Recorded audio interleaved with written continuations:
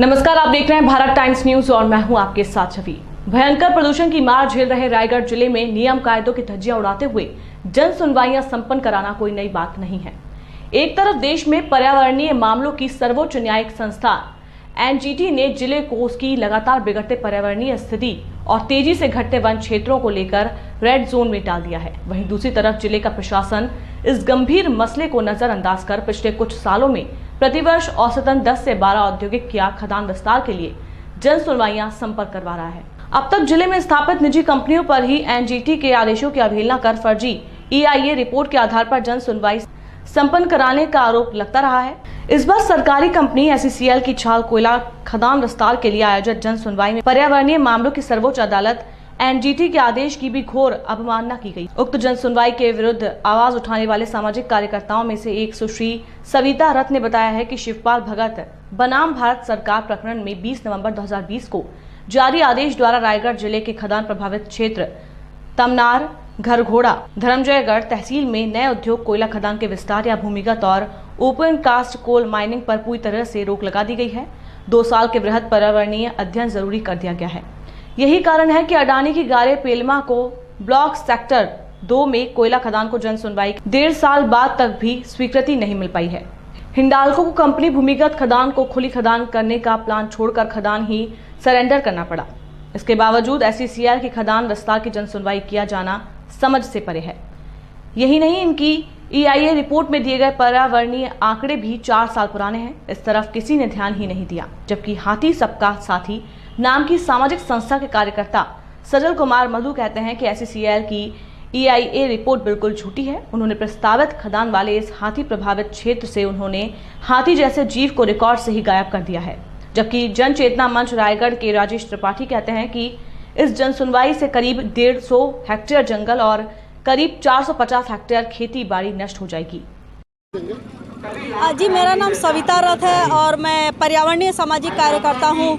विगत 22-23 सालों से रायगढ़ के विभिन्न खास करके कोयला खदान प्रभावित लोगों के लिए काम करती रही हूँ। सविता जी बताएंगे जन सुनवाई में क्या फायदा है, क्या नुकसान है, इससे संबंधित बताएंगे। देखिए, महत्वपूर्ण मुद्दा जन सुनवाई में क्या फायदा और क्या घाटा है ये नहीं है। महत्वपूर्ण ये है कि किस बात की जन सुनवाई सरकार करवा रही है, उस बात की कितनी मूल प्रभावित लोगों को कितनी समझ है और जो तकनीकी वास्तव में यह जो जन सुनवाइयाँ होती हैं यह पर्यावरणीय जन सुनवाइयाँ होती हैं और पर्यावरणीय जन सुनवाइयों के समझ कितना है जिन लोगों को यहाँ पे मत अभिमत रखने के लिए जो कहा जा रहा है, वास्तव में ये इस बात का है कि व्यापक पैमाने पर प्रचार प्रसार जन सुनवाई का नहीं होना। खास करके यह अनुसूचित क्षेत्र पेशा एक्ट एरिया है और यह सरकार की कोयला मंत्रालय का प्रावधान का SCCL का है, South Eastern Coal Field Limited का, और उनके ऊपर इतना बड़ा त्रुटि है कि इन्होंने लोगों को व्यापक पैमाने पे प्रचार प्रसार नहीं किया है। तो आज की जन सुनवाई का कोई बहुत बड़ा औचित्य नहीं है। यह जन सुनवाई को हमारे जैसे जो सामाजिक कार्यकर्ता हैं, जो पर्यावरणीय मुद्दों पे थोड़ा अनुभव रखते हैं, उन लोगों ने स्पष्ट मना किया है कि ऐसे जन सुनवाई को तत्काल निरस्त किया जाए, स्थगित किया जाए। पुनः इसको पूरे जन सुनवाई का पर्यावरणीय जन सुनवाई का प्रावधान को नियमों को लागू करते हुए पहले लोगों में समझ विकसित करे, इसके बाद ही वो जन सुनवाई का आयोजन करे। मैं सजल कुमार हाथी सबका साथी का एक आयोजक हूँ और मैं धर्मजयगढ़ ब्लॉक से हूँ। मैं बता दूं कि ये जो जन सुनवाई हो रही है इसमें EIA का जो इनका रिपोर्ट है इसमें बिल्कुल हाथियों को गायब कर दिया गया। मैं बता दूं कि 185 हेक्टेयर जो जंगल नष्ट होंगे, इसमें बड़े पैमाने में जंगली हाथियों को नुकसान होगा। एक चीज़ और बता दूं कि 2001 से आज दिनांक तक 143 ग्रामीणों का हाथियों से मृत्यु हुआ है और 2005 से आज दिनांक तक 43 हाथियों का भी मृत्यु हुआ है। तो आप समझ सकते हैं कि कितने बड़े पैमाने में क्षेत्र में जंगली हाथी है। आज इस खदान के विस्तार के लिए लगभग 1400 हेक्टेयर जमीन का विस्तार के लिए लिया जा रहा है। चूँकि आने वाले समय में जंगली हाथियों को बहुत बड़ा नुकसान होगा। इस मामले मैं आज स्पीच में कहा भी और मैंने पावती भी दिया। अगर मेरी बात को ना रखी जाए कि इस माइनिंग को अगर निरस्त नहीं किया जाता है तो मैं इस मामले को लेकर दिल्ली NGT में मामला दर्ज कराऊंगा इस कंपनी के खिलाफ। वक्तव्य सुना हमने और आपने पुरजोर विरोध किया और उस बीच आपने 2006 की अधिसूचना भी फाड़ डाली। ये जरूरत क्यों आन पड़ी? ये जरूरत इसलिए आन पड़ी है कि देश में संविधान सर्वोपरि और संविधान के दायरे में सारे कानून बनाए गए हैं।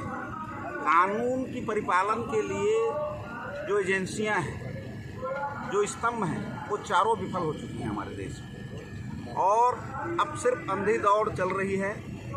शासकीय परियोजनाएं और निजी परियोजनाओं में फ़र्क नहीं है और वो जो डाटा EIA का है वो फाल्स है, 420 है। वो जनता के साथ, प्रदेश सरकार के साथ, केंद्र सरकार के साथ पूर्ण रूप से 420 की जा रही है और ये फाल्स जन सुनवाई, फर्जी जन सुनवाई, असंवैधानिक जन सुनवाई का जो सिलसिला चल रहा है, तो अब जन सुनवाई की आवश्यकता नहीं है। जब कानून का पालन ही नहीं कर रहे हैं तो फिर जन सुनवाई क्यों?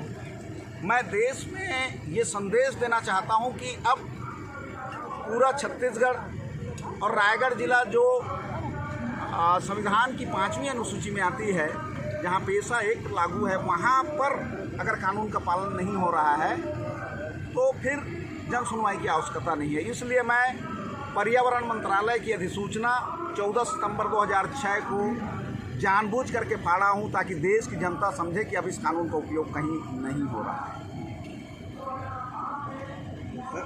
जैसे कि केंद्र में बीजेपी सरकार है और छत्तीसगढ़ में कांग्रेस की सरकार है, तो कहीं से भी ये उम्मीद आपको लग रही है कि कोई भी सरकार सुनेगी जनता की बात, आपकी बात, हमारी बात? सरकारें नहीं सुनेगी। सरकारी पेटी कॉन्ट्रैक्टर हैं, चाहे कांग्रेस हो या बीजेपी हो, इनको गुलाम रखना है जनता को।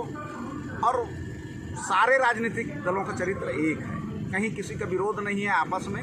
जनता का शोषण और उन पर हुकूमत कायम करना ही राजनीतिक दलों का मकसद है। जब तक जनता जागृत नहीं होगी और अपने अधिकारों के लिए सड़कों पर नहीं खड़े होंगे, तब तक अधिकार नहीं मिलेंगे और जीवन इसी तरह। आज रायगढ़ जिला में सड़क दुर्घटनाओं में हम सबसे ज़्यादा जान देने वाले लोग हैं भारतवर्ष में। हमारा जो आंकड़ा है, प्रदूषण में मरने वालों में भी हम सबसे ज़्यादा हैं।